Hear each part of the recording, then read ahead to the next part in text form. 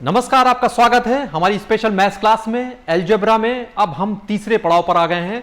हमने इससे पहले के वीडियो में जो पढ़ा था उसका एक बार जिक्र कर लेते हैं। हमने अलजेब्राइक एक्सप्रेशन का जिक्र करना शुरू किया था। हमने अलजेब्राइक एक्सप्रेशन को देखा था कि अलजेब्राइक एक्सप्रेशन किससे फॉर्म होता है, टर्म से मिलकर बना होता है। टर्म्स जब ऐड ऑन होते हैं तो अलजेब्राइक एक्सप्रेशन बनता है, हमको मिलता है। और टर्म्स कैसे मिलते हैं? फैक्टर से मिलते हैं। वो फैक्टर्स उसके गुणनखंड होते हैं, वो उनको यानी फैक्टर्स क्या होते हैं कि जो कांस्टेंट और वेरिएबल्स मल्टीप्लाई होते हैं उनसे फैक्टर्स बनते हैं, सेपरेटली फैक्टर्स फॉर्म होते हैं, फिर उनको ऐड कर दिया जाता है तो हमको अलजेब्राइक एक्सप्रेशन मिल जाता है। तो अलजेब्राइक एक्सप्रेशन हमको यहां से ये दिखाई दे गया कि कैसे यहां से अलजेब्राइक एक्सप्रेशन हमको हासिल हो गया। तो अब हम यहां से अलजेब्राइक एक्सप्रेशन में एक कदम आगे बढ़ेंगे और हम इसको पढ़ेंगे। हम देखेंगे कि अब अलजेब्राइक एक्सप्रेशन में जो हमने बात यहां पर अभी हम कर रहे थे, हम फैक्टर्स को देख लेते हैं कि अभी फैक्टर्स को हम थोड़ा सा और भी दो हिस्सों में बांटेंगे। हम उनको न्यूमेरिकल और वेरिएबल और लिटरल, वेरिएबल को लिटरल भी बोलते हैं, तो हम दो हिस्सों में बांटेंगे, वेरिएबल और न्यूमेरिकल। तो अब हम जिक्र करेंगे जो हमने बात की थी। हमने जो चार्ट एक बना लिया था कि उसमें से हमने अलजेब्राइक एक्सप्रेशन लिखा था। अलजेब्राइक एक्सप्रेशन किससे फॉर्म होते हैं? टर्म्स को जोड़ने से बनते हैं। और टर्म्स किससे होते हैं? वो अलग फैक्टर्स से बनते हैं। फैक्टर्स किससे होते हैं? वो कांस्टेंट और वेरिएबल्स के मल्टीप्लिकेशन से, उनके गुणा करने से फैक्टर्स हासिल होते हैं। और फैक्टर्स दो तरीके से हम कह सकते हैं, न्यूमेरिकल फैक्टर और लिटरल फैक्टर्स। फैक्टर्स कौन से हो गए? न्यूमेरिकल फैक्टर एंड लिटरल और वेरिएबल फैक्टर। कोई भी एग्जाम्पल हमने जो कोई भी एग्जाम्पल ले लीजिए, 5xy, 3x² y, 9x³ y², 15xy² z। तमाम हमने ये टर्म्स लिख लिए। यहां पर आप खास बात देखिए कि न्यूमेरिकल फैक्टर्स इसमें कौन से हुए, इनके ये फैक्टर्स आपको यहां पर दिखाई दे रहे हैं। इनके ये फैक्टर्स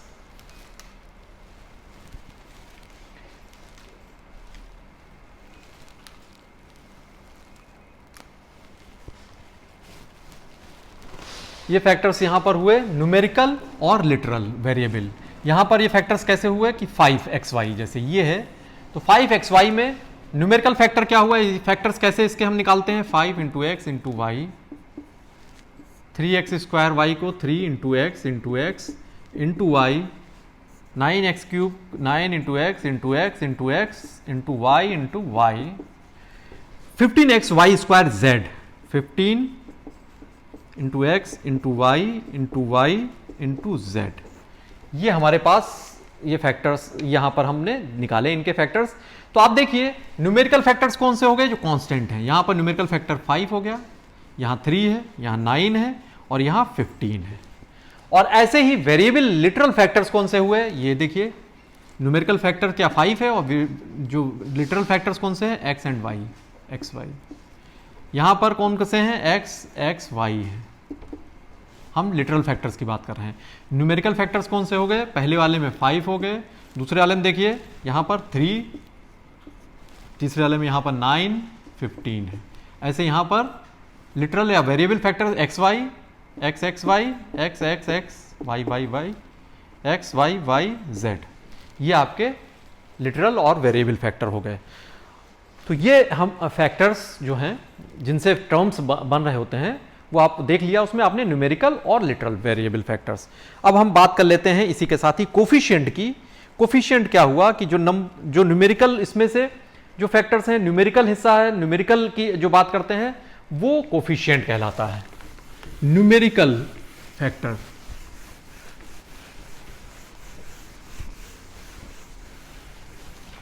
अब हम बात कर लेते हैं कोएफिशिएंट्स।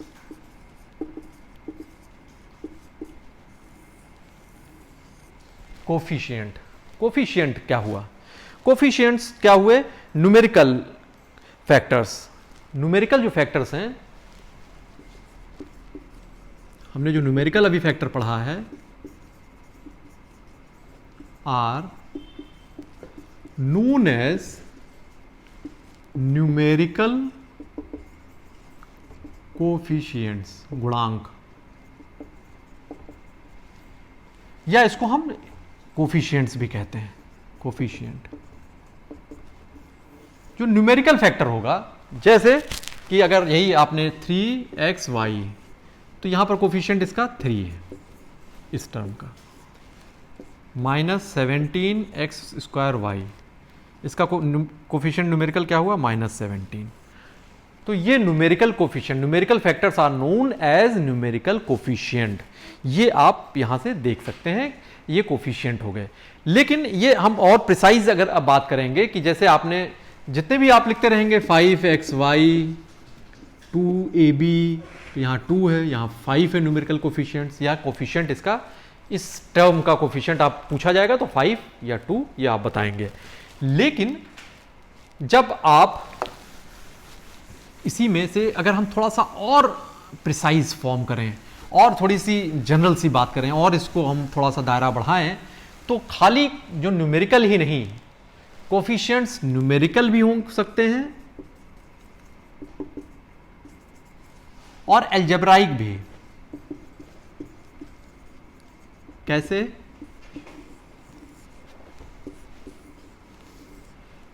फाइव एक्स वाई की ही बात ले लीजिए तो 5 न्यूमेरिकल हो गया, एल्जेब्राइक क्या हुए कोफिशिएंट एक्स वाई। तो अब आप ऐसे देख सकते हैं कि कोफिशिएंट्स जैसे आपको निकालना है कि आपने जैसे लिखा कि 7x²y, तो यहां वैसे तो न्यूमेरिकल कोफिशिएंट 7 है, लेकिन एल्जेब्राइक कोफिशिएंट की बात करेंगे तो x²y। तो यहां पर जिस टर्म के लिए आप निकालना चाहें, जैसे अगर न्यूमेरिकल 7 का यहां पर कोफिशिएंट x² है, लेकिन x² इसका 7 है, तो यहां पर न्यूमेरिकल और एल्जेब्राइक इन दो और हिस्सों में हमने कोफिशिएंट्स को इनको बांट दिया। अब तो ये जो फैक्टर्स हो गए, एक कोफिशिएंट मतलब जो एल्जेब्राइक फैक्टर है वो एल्जेब्राइक कोफिशिएंट कहलाएगा, न्यूमेरिकल फैक्टर है न्यूमेरिकल कोफिशिएंट कहलाएगा। अब आप देखेंगे कि अब हम डिवीजन करना सीखेंगे कि अब कैसे होंगे कि अगर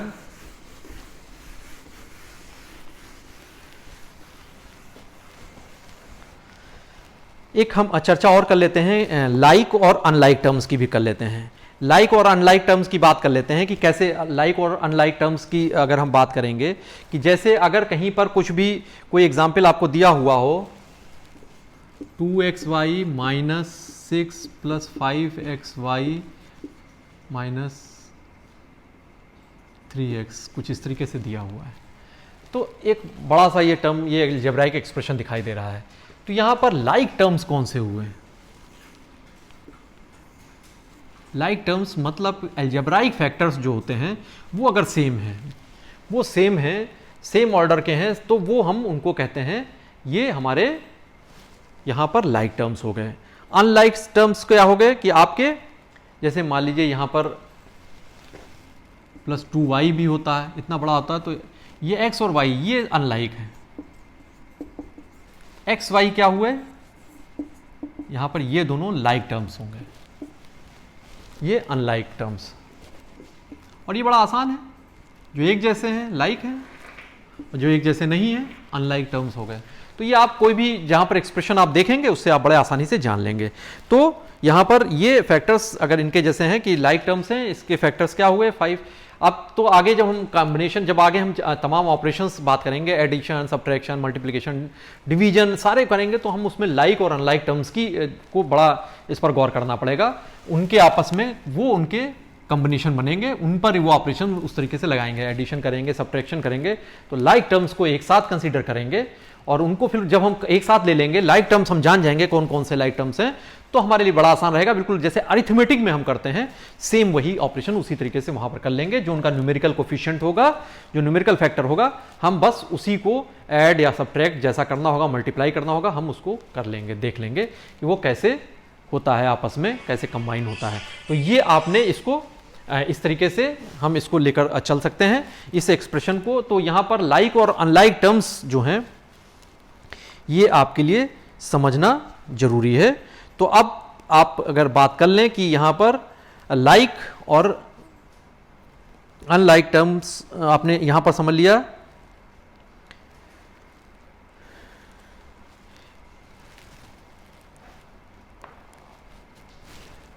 तो अब जब भी कोई आपने देखा कि अगर जैसे 2xy माइनस एक्स ऐसा कुछ लिखा हुआ है, 3xy प्लस 7y, तो आप यहां पर एक चीज बड़े आसानी से जान लेंगे कि लाइक टर्म्स, ये अगर दोनों की बात करेंगे तो ये दोनों अनलाइक टर्म्स हो गए। ये देखिए दोनों अनलाइक टर्म्स हैं।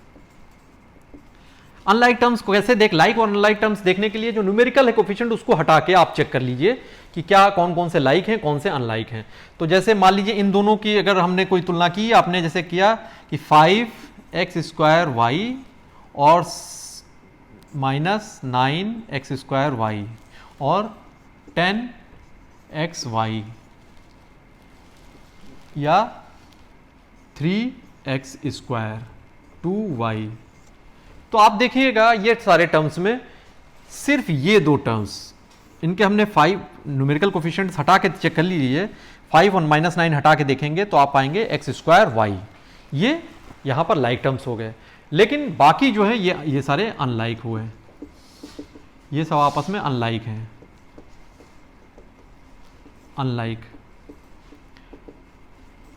तो ये सारे अनलाइक बाकी होंगे। तो आप लाइक और अनलाइक टर्म्स ये आपके लिए समझना जरूरी है, क्योंकि जब ये आप समझ लेते हैं लाइक और अनलाइक टर्म्स, तब हम इस बात को और थोड़ा सा आगे ले जा सकते हैं। तो यहां पर अब एक्सप्रेशन में आप देखिए कि एक्सप्रेशन में क्या होंगे कि अगर अब कई सारे एक्सप्रेशन कई अलग अलग फॉर्मेट में आ सकते हैं आपके पास, कि एक तो हो सकता है कि वन कुछ लाइक अनलाइक वन उसमें टर्म ही हो, सिर्फ वन टर्म हो, जैसे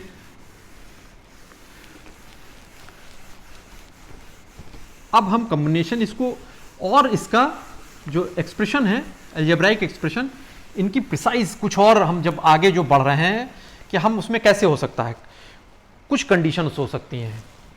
एक्सप्रेशन अगर कोई आपको दिया हुआ है, जाहिर सी बात है अलजेब्राइक ही है, और ये एक्सप्रेशन आपको दिया हुआ है, अब इसमें कुछ कंडीशन हो सकती हैं। क्या कंडीशन हो सकती हैं?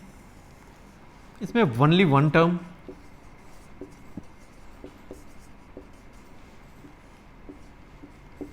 To unlike terms,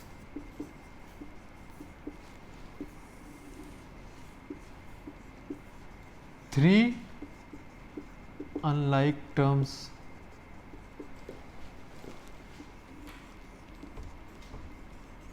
more than two unlike terms. Unlike क्यों लिख रहे हैं ये भी हम अभी इसकी बात कर लेंगे।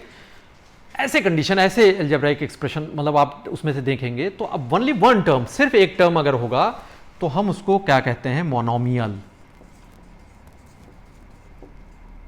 एक पदी। टू अनलाइक टर्म्स बाइनोमियल, द्विपद, द्विपदीय, ये होगा 3 ट्राइनोमियल। मेनी मोर, बहुत सारे हैं, अभी हम बात करेंगे पॉलिनोमियल, जनरल में हम बोल देंगे। मतलब कि जैसे इनको और इसको जैसे समझ लीजिए कि कैसे ये मोनोमियल कौन से हुए, कि मोनोमियल और उसमें से कैसे दिखाई दिए। मान लीजिए जैसे आपने देखा 2x only one term, 3xy, 4x²y, एक टर्म खाली है।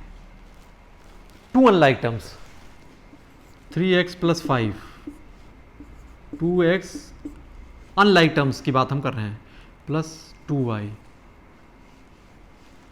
4, ये अलग अलग हैं, 4x² + 2y²।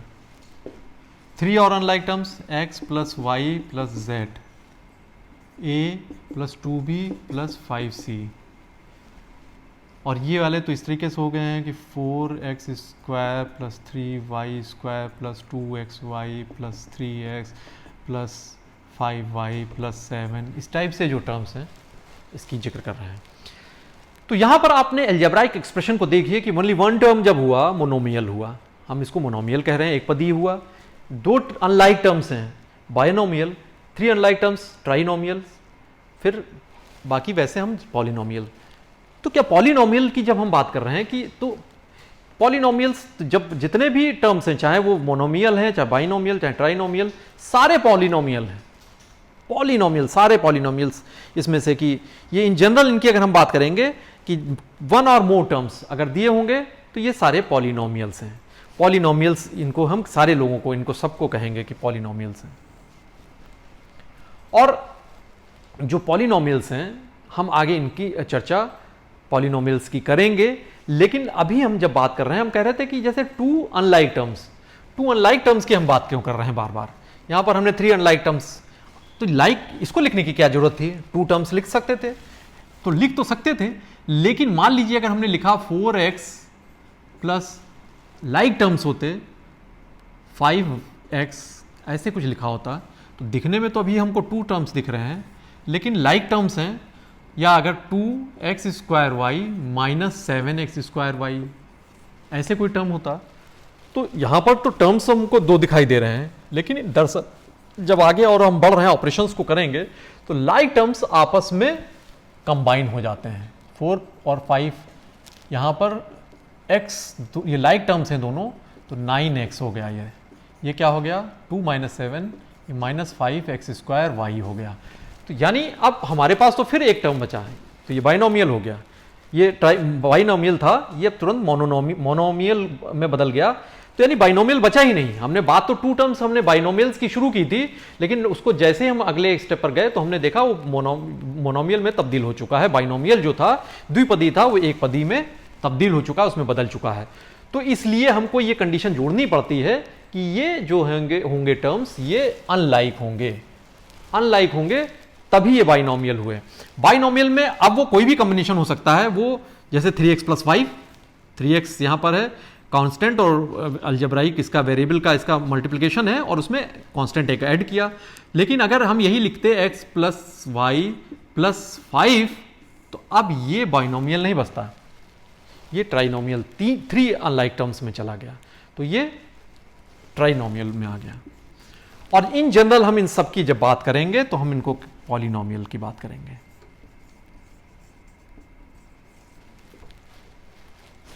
तो अब आप एक्सप्रेशन में इसमें से ये समझ सकते हैं कि कैसे इसमें से हैं, और कुछ और एग्जाम्पल्स ले लेते हैं हम, उनको भी हम उनके जरिए देख लेंगे कि हम बाइनोमियल, मोनोमियल, बाइनोमियल, ट्राइनोमियल्स इन सब के बारे में कैसे हम जान पाते हैं। हम उनको कुछ एग्जाम्पल्स के जरिए इनको देख लेंगे।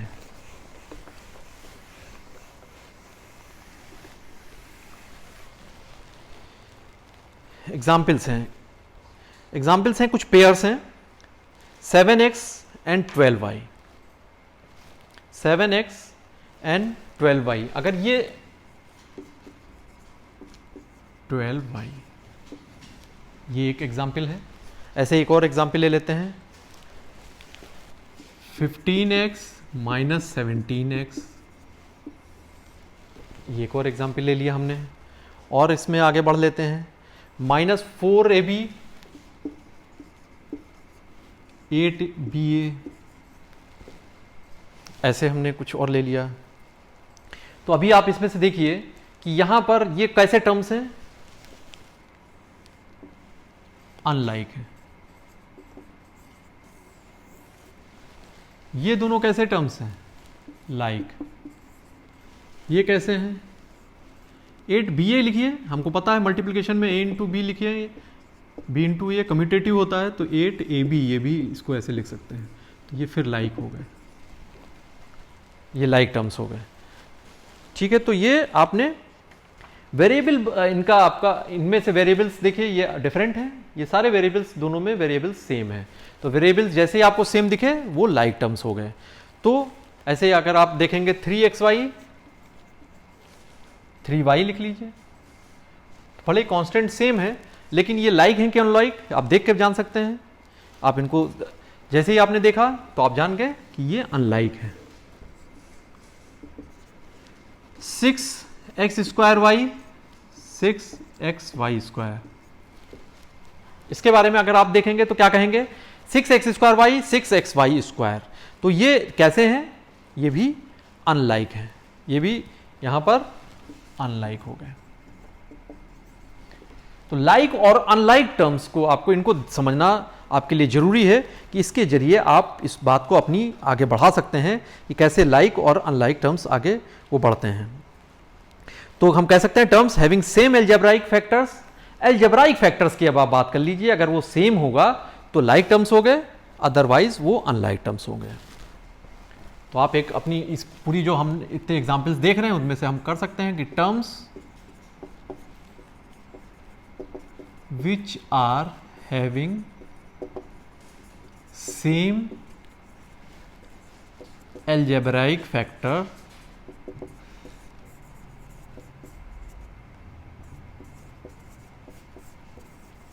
Are like terms. अदरवाइज अगर ऐसा नहीं है, दीज आर अनलाइक टर्म्स। तो लाइक और अनलाइक टर्म्स को हमारे लिए समझना बहुत जरूरी होता है, क्योंकि जब हम एडिशन और सब्ट्रैक्शन की बात करते हैं, एडिशन और सब्ट्रैक्शन की बात करने पर हमको ये देखना पड़ता है, ये रूल हमारे लिए महत्वपूर्ण हो जाता है कि हम कैसे लाइक और जो अनलाइक टर्म्स हैं हम उनको कैसे उसको डिस्टिंग्विश अगर हम नहीं कर पाएंगे तो एडिशन और सब्ट्रैक्शन तो कम से कम हम अलजेब्राइक एक्सप्रेशन जो हम पढ़ रहे हैं इसमें हम नहीं ही कर पाएंगे, क्योंकि सम और उनके लिए चाहे डिफरेंस हो चाहे सम हो, इनमें से लाइक टर्म्स को ही हम इस्तेमाल करते हैं कि लाइक टर्म्स में जो होता है, लाइक टर्म्स कौन से हो गए कि which are having same algebraic factors are like terms. Algebraic factors यहां पर जैसे 3xy 3y, अब xy भले ही यहां पर जो कांस्टेंट है, न्यूमेरिकल यहां फैक्टर है, न्यूमेरिकल कोफिशिएंट है, वो भले ही सेम हो, लेकिन अलजेब्राइक कोफिशिएंट अलजेब्राइक फैक्टर्स ये डिफरेंट हैं। तो ये सेम होने से कोई फर्क नहीं पड़ रहा है, नंबर्स को कांस्टेंट के सेम होने से हमको फर्क पड़ रहा है कि हमको लाइक और अनलाइक किससे तय हो रहा है। अलजेब्राइक हम फैक्टर देखेंगे वो क्या बराबर है, वो अगर इक्वल है x² y है, ये xy² है, इसलिए अनलाइक है। अगर यही इसी जगह -3x² y होता तो ये दोनों लाइक हो जाते। तो आप ये जरूर ध्यान रखिएगा कैसे लाइक और अनलाइक, भले ही न्यूमेरिकल कोफिशिएंट, न्यूमेरिकल जो इसमें से फैक्टर है वो सेम हो, लेकिन अगर अलजेब्राइक फैक्टर सेम नहीं है तो ये तुरंत ही ये अनलाइक हम इसको कहेंगे। और अनलाइक कहेंगे तो फिर एडिशन और सब्ट्रैक्शन में रूल ही हम रखते हैं कि हम क्या करते हैं कि जो टर्म्स होते हैं, जैसे लाइक और अनलाइक को अगर हमने छांट लिया एक बार, उसको समझ लिया, तो लाइक फैक्टर्स को, लाइक जो होते हैं उसमें से टर्म्स होते हैं, उनके कोफिशिएंट्स को हम ऐड या सब्ट्रैक्ट करते हैं और उसके जरिए उससे हम अपनी इस बात को उसको सॉल्व करते हैं। कि जैसे कोई भी आगे हम कुछ एग्जाम्पल्स ले लेंगे, उसके जरिए हम उनको समझेंगे इस बात को कि जो हम बात कर रहे हैं कि कैसे ऐड और सब्ट्रैक्ट करते हैं कई तमाम इन फैक्टर्स को, उसको हम देखेंगे कि कैसे लाइक और अनलाइक टर्म्स हमको समझना हमारे लिए बहुत जरूरी है। कि जब हम ये समझ लेते हैं तो फिर हमारे लिए सब्ट्रैक्शन और एडिशन और आगे के या सारे ऑपरेशंस हमारे लिए बड़े आसान हो जाते हैं, क्योंकि सब्ट्रैक्शन और एडिशन के लिए हम क्या करते हैं कि हम जो भी लाइक जैसे 4xy plus 3x plus 2y plus 9, ऐसे ही 3xy plus 3y plus 2x plus 11, ऐसे कुछ लिखा हुआ है। तो आप देख लेंगे इसमें लाइक कौन कौन से हैं। लाइक जैसे ये और इसका कॉम्बिनेशन ये है 3y and this 2y, x x x x, और ये कांस्टेंट तो है ही। तो हम क्या करते हैं कि जब ऐड या सब्ट्रैक्ट करते हैं, चाहे एडिशन करेंगे चाहे सब्ट्रैक्शन करेंगे, तो लाइक टर्म्स को हम कंसीडर कर लेंगे, एक बार देख लेंगे, उनके जो कोफिशिएंट होंगे उनको बिल्कुल जैसे हम अरिथमेटिकली करते हैं, हम उनके जो न्यूमेरिकल कोफिशिएंट होंगे उनको ऐड या सब्ट्रैक्ट कर लेंगे और वो हम और बाकी को हम छोड़ देंगे। जैसे मान लीजिए कि इसमें से यह 2x ना भी होता तो भी हम छोड़ सकते थे, ऐसे होता प्लस 11 होता। तो हम कौन से लाइक टर्म्स को तो आपस में हम अगर हम मान लीजिए ऐड कर रहे होते तो इसको हमको ऐड करना होता, तो हम क्या करते 4x प्लस 3y हम 7xy हो गया, plus 3y and 2y 5y, ये आपस में जुड़ गए होते और ये 3x चूंकि यहाँ पर है नहीं इस जगह पर, तो हम 3x को सिर्फ उतार लेते हैं ऐसे, और ये 11 + 9 20। ऐसे ही हम अगर सब्ट्रैक्ट कर रहे होते, माइनस की बात होती, ये माइनस हो रहा होता, तो यहाँ पर हम माइनस कर रहे होते, तो ये साइन बदलते, माइनस माइनस हो रहा होता, तो हम क्या करते, 4 - 3, ये एक्स वाई आता, -3y + 2y, -3 बड़ा है तो उसका साइन -y लगेगा, +3x, -11 + 9 -2। तो ये आंसर हमको ऐसे मिल जाता। इनको अगर ऐड करना है तो हमने एक ही एग्जाम्पल से आपको दिखाया कि लाइक और अनलाइक टर्म्स को होने से कितना हमारे लिए फायदा होता है। तो आप तमाम जो क्वेश्चंस हैं वो आप इसमें से कर सकते हैं, यहाँ से बनाकर तमाम इनको रियल लाइफ जो सिचुएशन है उनसे जुड़ते हुए आप इसमें कर सकते हैं, सॉल्व कर सकते हैं। इनको हमको एक बार रीअरेंज करना रहता है, तमाम जो इसमें से टर्म्स जैसे दिए होते हैं, जैसे कि मान लीजिए अभी हम और इसके साथ ही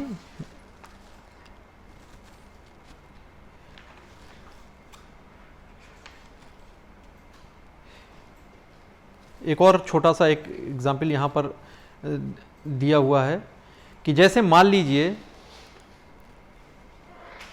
इसमें दिया हुआ है कि 2y² - 2y² + 3yz, एक ये एक्सप्रेशन दिया हुआ है, दूसरा दिया हुआ -y² - yz - z² -y² - yz -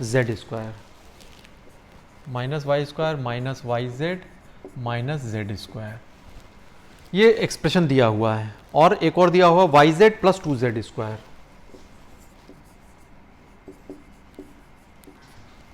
अब अगर एक से ज़्यादा भी इस तरीके से एक्सप्रेशन है तो इनको भी आप कर सकते हैं, बस आपको ध्यान ये रहना पड़ेगा कि या तो इनको आप अरेंज कर लीजिए, इनको प्रॉपरली अरेंज कर लेंगे तो आपके लिए ज़्यादा आसान हो जाएगा। कि आप जैसे इनको अरेंज कर लीजिए, कि हम इनमें से देख लेते हैं कि कैसे इसको अरेंज कर सकते हैं। कि हमने जैसे इसमें लिख लिया 2y² + 3yz। अब इसमें देखिए कि दूसरे वाले में y² कहीं है तो आ रहा है, तो दूसरी लाइन को हम y² इसके नीचे y² लिख लेंगे, यहाँ -yz और -z² ऊपर नहीं है, तो हम इसको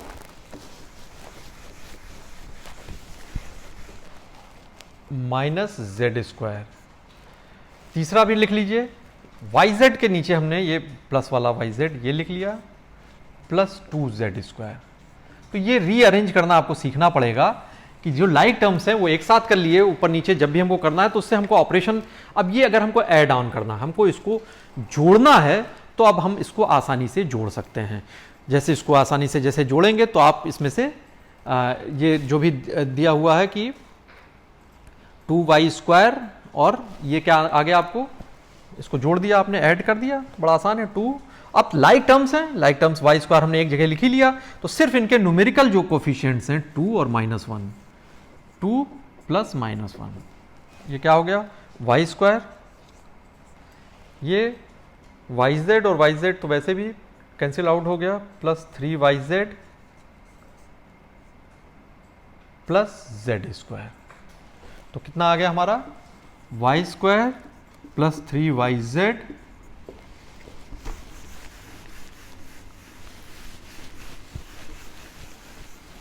सही से लिख लीजिए, y² + 3yz + z²। ये करने का तात्पर्य ये हमारे लिए इसलिए जरूरी है कि एक बार हम देख लेते हैं तो हमको ये जो हम बात कर रहे हैं वो हमको और अपने जो हमने पढ़ा है वो एक बार हमारे लिए और समझ में आसान हो जाएगा। अब इसी में कहा गया कि अगर इसी में हम कोई और सम 2y² + yz अगर जोड़ दें, इससे घटा दें, किसको घटा दें, एक और दिया हुआ है 2y² + yz, इसको घटाना है। तो इसको कैसे आप लिखेंगे, 2y² + yz इसको घटाना है, तो आप y² के नीचे यहां पर 2y² लिख लिया, yz लाइक टर्म्स के पास लिख लेंगे, बाकी है ही नहीं, लेफ्ट ओवर कर देंगे, उसको छोड़ देंगे। अब हमको इसको माइनस करना है, सब्ट्रैक्ट करना है। सब्ट्रैक्ट करते हैं तो जैसे आप जानते ही हैं सब्ट्रैक्ट करने में हम साइन बदल जाएगा, यहां पर लाइक टर्म्स का ही आपस में होगा ऐड या सब्ट्रैक्ट। लाइक टर्म्स y² हुए 1 - 2y, अब माइनस इसको ये यहां से किया और ये आपको इसने दिया minus y square 3yz minus yz plus का 2yz। ये ध्यान रखिएगा आप लोग जब भी, और छोटे बच्चे खासतौर से बिगनर्स उसमें तो बिल्कुल ध्यान रखना होगा। और जो लोग भी इसको अलजेब्रा को नए सिरे से समझ रहे हैं कि जब भी आप जैसे ऐसे जोड़ेंगे घटाएंगे तो आप प्लस और प्लस तो प्लस होता है, प्लस माइनस माइनस होगा, माइनस माइनस प्लस होगा, साइन लेकिन जब डिफरेंट होते हैं तो साइन किसका लगेगा, जो बड़ा नंबर होगा। तो 3yz और माइनस yz, 3yz ये 3 माइनस 1 टाइप की चीज है, तो 3 और माइनस 1 है, प्लस का 3 होता माइनस 1, तो घटेगा, माइनस होगा, सब्ट्रैक्ट होगा, साइन किसका लगेगा, जो भी बड़ा वाला होगा। तो बड़ा है तो प्लस है, नहीं प्लस को तो लिखते नहीं हम पहले, तो इसको ऐसे छोड़ देंगे और ये z स्क्वायर ऐसे ही उतार लेंगे। तो ये पूरा ऑपरेशन हमने जो किया उसका हमारा फाइनल आंसर ये आ गया। तो आपने इसमें से खासियत बस ये देखना है, इसमें से जो समझाने की बात है कि जब भी चाहे ऐड कर रहे हैं चाहे सब्ट्रैक्ट कर रहे हैं, तो जो लाइक टर्म्स हैं, लाइक टर्म्स को आप एक जगह लिख लेंगे, उसी को अरेंज करेंगे, लाइक टर्म्स एक जगह लिखेंगे, और जो भी फिर चाहे एडिशन की बात हो रही हो चाहे उसमें सब्ट्रैक्शन की बात हो रही है, जोड़ रहे हो या घटा रहे हो, लाइक टर्म्स को जब एक साथ लिख लेते हैं तो लाइक टर्म्स को ही जोड़ लेते हैं, उनके जो कोफिशिएंट्स होते हैं न्यूमेरिकल कोफिशिएंट्स उनको बिल्कुल वैसे ही जोड़ लीजिए जैसे आप अरिथमेटिकली करते हैं, और वो जब निकाल लेंगे तो बाकी तो उसके संग ही वो जुड़ा ही होगा, बाकी लाइक टर्म पूरा उतार लेंगे। फिर यहां पर जैसे 3yz माइनस yz 2yz 2 आया, प्लस 3 माइनस 1 2 और 2yz, z स्क्वायर उसमें कहीं नहीं है, तो ये ऐसा हो गया। सपोज करिए माइनस 3z स्क्वायर इस तरीके से होता तो क्या होता, ये प्लस, ये मान लीजिए प्लस होता तो ये माइनस हो गया, तो माइनस हो गया तो z माइनस 3z स्क्वायर, तो प्लस 1 माइनस 3, तो प्लस और माइनस माइनस होगा, आंसर 2 होगा, और साइन किसका लगेगा, माइनस का। तो हम यहां पर इसको और थोड़ा सही कर लेंगे, माइनस 2z स्क्वायर, ये हमारा उस कंडीशन में ये आंसर आ जाता। तो इनको आप और इसमें से जब करेंगे तो आपको और भी आसानी इसमें मिलती रहेगी। हम अभी थोड़ा सा इसकी और इसमें से जिक्र कर लेते हैं कि जब आप और भी इसमें चाहे एरिया के साथ पेरीमीटर, एरिया, वॉल्यूम, ये तमाम चीजें आप पढ़ते हैं, तो यहां पर अब आप अलजेब्रा के जरिए इस अलजेब्राइक एक्सप्रेशन में जो भी आपने सब पढ़ा है इसके जरिए आप तमाम प्रॉब्लम्स जो आप करते आए हैं उसमें से कई प्रॉब्लम्स को बड़े आसानी से हल कर सकते हैं। कि जैसे कि अगर कोई स्क्वायर दिया हुआ हो आपको,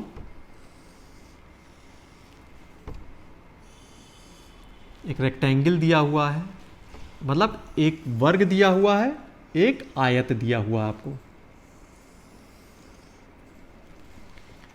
तो आप देखेंगे कि जैसे मान लीजिए इसकी एक आर्म स्क्वायर है, अगर ये हम इसको स्क्वायर अगर किया तो इसकी एक आर्म क्या हुआ x, तो आपको पता है, तो पेरीमीटर क्या हुआ,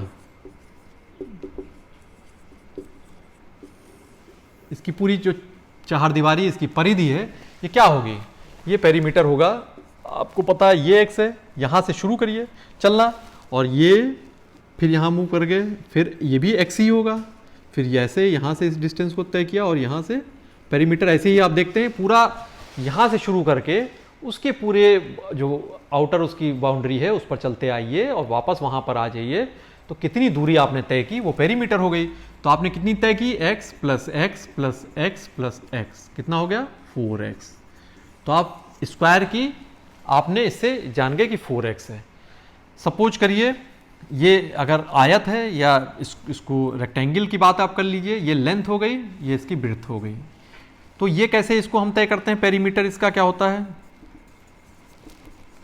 इसका कैसे होगा, ये डिस्टेंस तय की, फिर ये डिस्टेंस तय की, रेक्टेंगल में ये जो डिस्टेंस होगी, अगर ये l लेंथ है तो ये भी होगी l, फिर ये जो डिस्टेंस होगी इसकी सेम इसके पैरेलल इसमें से ये भी b होगी, तो फिर l प्लस b। इसको और थोड़ा सा सॉल्व कर लीजिए, अब ये दो लाइक दिखाई दे रहे हैं, तो l plus l 2l plus 2b, दोनों में दिख रहा है तो इसको हम कॉमन ले लेंगे 2l प्लस b। तो पेरीमीटर का फार्मूला क्या आ गया, 2 लेंथ प्लस ब्रेथ। स्क्वायर में खासियत क्या होती है, लेंथ और ब्रेथ दोनों सेम होती हैं, तो चाहे लंबाई हो चाहे चौड़ाई दोनों सेम होती है, तो ये 2 और x प्लस एक्स क्या हो गया 2x, इस गिव्स आउट 4x। तो एक जनरल सा फार्मूला ये आ गया आपको पेरीमीटर का, ये आ गया फार्मूला, और इसमें रख देंगे तो उसी का एक केस स्क्वायर होता है। तो आपने यहाँ से स्क्वायर के बारे में जान लेते हैं। तो ये आप इससे, ये पेरीमीटर है। अगर इसी की बात के साथ हम एरिया की बात करें तो एरिया में भी ऐसे इक्वेशन, एरिया में क्या होगा, हम इसकी अगर बात करें तो एरिया क्या होता है, हम मल्टीप्लाई करते हैं L length into breadth L into B. और स्क्वायर का अगर ये रेक्टेंगल की बात हो गई, स्क्वायर की जब हम बात करेंगे तो क्या हो जाएगा, यही आपका x इंटू एक्स स्क्वायर। तो आपको ऐसे एक्सप्रेशन मिलने शुरू हो गए। तो यहाँ से आप स्क्वायर, ऐसे ही आप जब length into breadth into height हो जाएगी तो 3 डायमेंशन में चले जाएंगे, तो L into B into height भी जुड़ गया।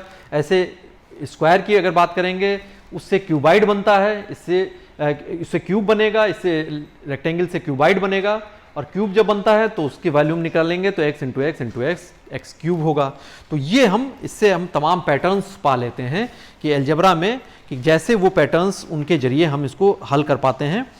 तो यहाँ पर लेकिन आपको इन सबको करने के लिए, हल करने के लिए आपको ज़रूरी है कि आप याद रखें कि आप कैसे लाइक और अनलाइक टर्म्स की जो बात है हम कर रहे हैं वो आपके दिमाग में बैठी होनी चाहिए। वो आप जब जान लेते हैं तो आपके लिए ये ज़्यादा आसान हो जाता है समझना। तो हम अभी जो हमने आज जिक्र किया, हम एक बार की उसको दोहरा लेते हैं, समअप कर लेते हैं कि हम कैसे इसको देखकर कर रहे थे। हमने अब अलजेब्राइक एक्सप्रेशन में देख लिया था, हमने जान लिया था कि अलजेब्राइक एक्सप्रेशन किससे फॉर्म होते हैं, टर्म्स से मिलकर बने होते हैं, टर्म्स किससे मिलकर बने होते हैं, फैक्टर्स से मिलकर बने होते हैं, फैक्टर्स किससे मिलकर बने होते हैं, कांस्टेंट और वेरिएबल्स की कॉम्बिनेशन होता है, मल्टीप्लिकेशन होता है। और हमने फैक्टर्स को न्यूमेरिकल और अलजेब्राइक फैक्टर्स में देखा था, कोफिशिएंट को समझ लिया था कि न्यूमेरिकल और अलजेब्राइक कोफिशिएंट्स। अमूमन हम कोफिशिएंट्स की जब बात करते हैं तो हम न्यूमेरिकल कोफिशिएंट्स को ही कोफिशिएंट बोल देते हैं, क्योंकि हम जनरली जब लेते हैं तो न्यूमेरिकल कोफिशिएंट्स को ही हम इस्तेमाल करते हैं। लेकिन मोस्ट जनरल फॉर्म में अगर हम बात करेंगे तो हम अलजेब्राइक कोफिशिएंट की भी बात करेंगे। उसको भी हमको समझना होगा कि अगर हमको 7xy लिखा हुआ हो तो हम, अगर हमको पूछा जाए कि x के कोफिशिएंट क्या है तो 7y है, y के कोफिशिएंट क्या है 7x है, xy के कोफिशिएंट क्या है 7 है। तो आपको ये सारा समझना पड़ेगा कि कहां पर कौन किसका न्यूमेरिकल कोफिशिएंट। ये तो xy की अगर बात की जाए तो उसका कोफिशिएंट 7 है, लेकिन x का कोफिशिएंट क्या है 7y है। अगर 8x² y है तो x का कोफिशिएंट यहां पर क्या होगा 8xy होगा। उसको छोड़कर, उस टर्म को हटाकर बाकी उसको उससे वहां पर डिवाइड कर दीजिए तो आपको वहां पर से पता चल जाएगा इसका कोफिशिएंट क्या है। और कोफिशिएंट के बाद हमने उसके बाद जो बात की लाइक और अनलाइक टर्म्स की बात की, वो हमने जब देख लिया, उसको समझ लिया, तो फिर हम जब एडिशन और सब्ट्रैक्शन करते हैं वहां पर ये बहुत ही जरूरी हो जाता है लाइक और अनलाइक टर्म्स की। तो हमने उसमें से क्या होता है कि जो हम चाहे लाइक टर्म्स होते हैं उनको एक साथ रखते हैं, और उनके जो कोफिशिएंट्स होते हैं, न्यूमेरिकल कोफिशिएंट्स होते हैं, उनको हम वैसे ही सब्ट्रैक्ट या ऐड करते हैं जैसे अरिथमेटिक में करते आए हैं। और वहां पर जब हम आते हैं उसके साथ ही, वो कोफिशिएंट के साथ ही फिर वो एक्सप्रेशन, वो बाकी फैक्टर्स लिख लेते हैं, बाकी कोफिशिएंट उसका जो अलजेब्राइक कोफिशिएंट है वो उठा के रख लेते हैं। और उसके साथ ही जो उसमें नहीं शामिल होता है, कि जैसे हमने जो लिखा था इससे पहले जब चर्चा कर रहे थे कि अगर मान लीजिए 2 हम ऐड कर रहे हैं अलजेब्राइक एक्सप्रेशन, एक 5x² plus 6y plus z², दूसरे में 7x² प्लस 5y और z नहीं है, तो z जो टर्म्स नहीं है उसको एज इट इज उतार लेते हैं, जिसमें वो टर्म शामिल होगा। बाकी लाइक टर्म्स का हम जो ऑपरेशन है एडिशन और सब्ट्रैक्शन का, वो उनके कोफिशिएंट्स के जरिए अरिथमेटिकली हम करते हैं और उसको हम उसका सोल्यूशन निकालते हैं। और हम फिर आगे बढ़े, हमने देखा कि कैसे पेरीमीटर हो, चाहे एरिया हो, चाहे वॉल्यूम हो, हम तमाम फार्मूले आगे देखते रहेंगे, समझते रहेंगे वो हम कैसे इसको निकालते हैं। और उनको जनरलाइज्ड फॉर्म में जब हम लिख लेते हैं तो फिर उन्हीं का सोल्यूशन निकालते हैं, उनसे हम तमाम आगे की बातें करते चले जाएंगे, चाहे वो 1D हो, 2D हो, चाहे वो 3D हो, और आगे जो मैथ्स में इवॉल्व आउट होता है, आगे जिस तरीके से उसमें से जो भी टर्म्स आएंगे उनका हम जिक्र करते रहेंगे। लेकिन हर जो हम चैप्टर पढ़ते हैं उन सारे चैप्टर्स को आप एक बार की उनसे जुड़े हुए क्वेश्चंस को जरूर सॉल्व करिएगा, और जहां आपको दिक्कत लगे तो आप मैसेज करिएगा और हम उसके आंसर, उसके जवाब देने की कोशिश करेंगे। और अलजेब्रा के अब अगले पहलुओं के बारे में हम चर्चा करेंगे अगले लेक्चर में। नमस्कार।